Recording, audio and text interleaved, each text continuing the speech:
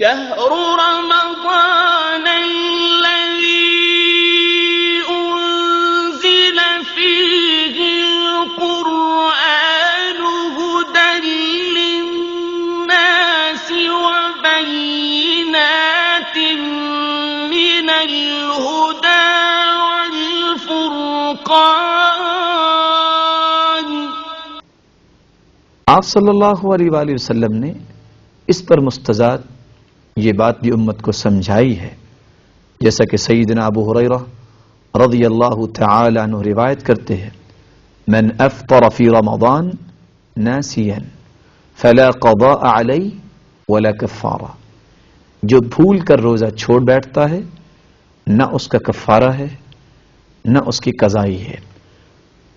بلکہ دوسری روایت میں تو یہ بھی فرمایا، من اکل او شرب، جو روزے دار کھا لیتا ہے یا پی لیتا ہے ناسین بھول کر، فلا یفطر، اس کو روزہ نہیں چھوڑنا چاہیے، فانما هو رزق رزقه اللہ، یہ اللہ نے ہی اس کو رزق کھلایا ہے. بلکہ آپ صلی اللہ علیہ وسلم نے ان الفاظ سے بھی امت کو خبر دی، من نسی وهو صائم، جو روزہ رکھ کے بھول جائے، فاکل او شرب، اور کھا اور پی لے، فلیتم صومہ، اس کو چاہیے کہ اپنے روزے کو مکمل کرے، فانما اطعمہ اللہ وسقاہ، یہ اللہ ہی نے اس کو کھلایا اور پلایا ہے. آپ صلی اللہ علیہ وسلم کے ارشادات عالیہ کی روشنی میں ہمیں یہ بات سمجھ آتی ہے کہ بھول کر کھانے سے روزہ نہیں ٹوٹتا. اسی طرح خشک یا تر مسواک استعمال کرنے سے بھی روزہ نہیں ٹوٹتا.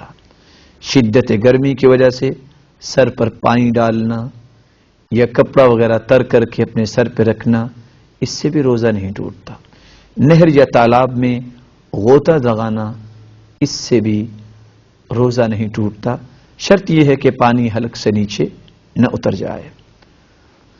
اسی طرح آپ صلی اللہ علیہ وسلم کے ارشادات عالیہ سے ہمیں پتہ چلتا ہے کہ سرما لگانے سے اور سر اور بدن پر تیل لگانے سے بھی روزہ نہیں ٹوٹتا، خوشبو لگانے سے بھی روزہ نہیں ٹوٹتا. بلکہ بوقت ضرورت اگر کھانا پکانے والی ہنڈیا پکاتے پکاتے کھانے کو چکھ کر تھوک دے تو اس کے روزے پہ بھی کوئی اثر مرتب نہیں ہوتا. آپ صلی اللہ علیہ وآلہ وسلم کے ارشادات عالیہ سے ہمیں یہ پتہ چلتا ہے کہ مکھی یا مچھر یا گرد و غبار یا دھواں اڑتا اڑتا انسان کے گلے میں چلا جائے تو اس سے بھی روزہ نہیں ٹوٹتا. آپ صلی اللہ علیہ وآلہ وسلم کے ارشادات عالیہ ہمارے لیے اسوہ حسنہ ہے، آئیڈیل ہے، رول ماڈل ہے. میری اللہ مالک الملک سے دعا ہے کہ ہمیں زندگی کے ہر پہلو میں اخلاص کے ساتھ آپ صلی اللہ علیہ وآلہ وسلم کی اتباع کرنے کی توفیق عطا فرمائے، اطاعت و فرما برداری کی توفیق عطا فرمائے.